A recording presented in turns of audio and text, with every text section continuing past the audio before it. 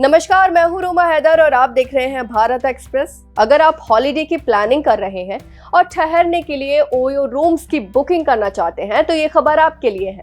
OYO जो कि एक बहुत ही पॉपुलर होटल चेन है जिसका इस्तेमाल अक्सर ट्रैवलर्स, टूरिस्ट और बिजनेस ट्रिप्स पर जाने वाले लोग करते हैं, उसने हाल ही में अपना चेक इन पॉलिसी में बड़ा बदलाव किया है। अब से ओयो होटलों में गैर शादीशुदा जोड़ों को चेक इन करने की परमिशन नहीं दी जाएगी।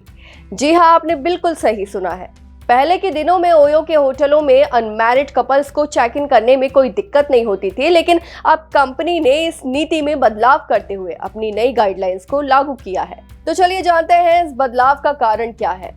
ओयो कंपनी ने बताया है कि ये बदलाव मुख्य रूप से सुरक्षा और स्थानीय नियमों को मद्देनजर रखते हुए किया गया है। एक रिपोर्ट के अनुसार कई शहरों में स्थानीय प्रशासन और पुलिस की ओर से अनमैरिड कपल्स के लिए सुरक्षा और कानूनी मुद्दों को लेकर चिंताएं उठाई गई थी।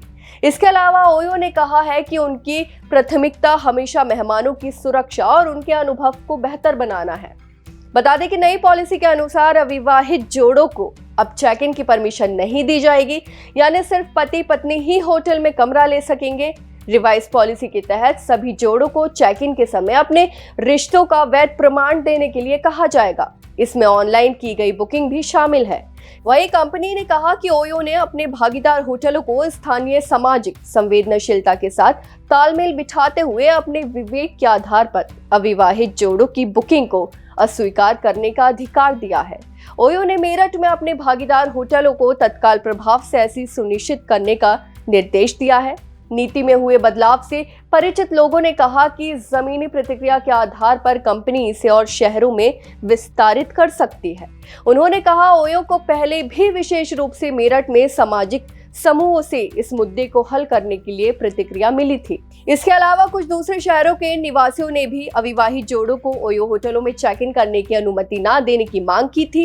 इस बदलाव के बाद से ओयो ने ये भी स्पष्ट किया है कि ये फैसला किसी भी तरह से उनकी सेवा की गुणवत्ता को प्रभावित नहीं करेगा और उनका उद्देश्य सिर्फ और सिर्फ सुरक्षा को सुनिश्चित करना है।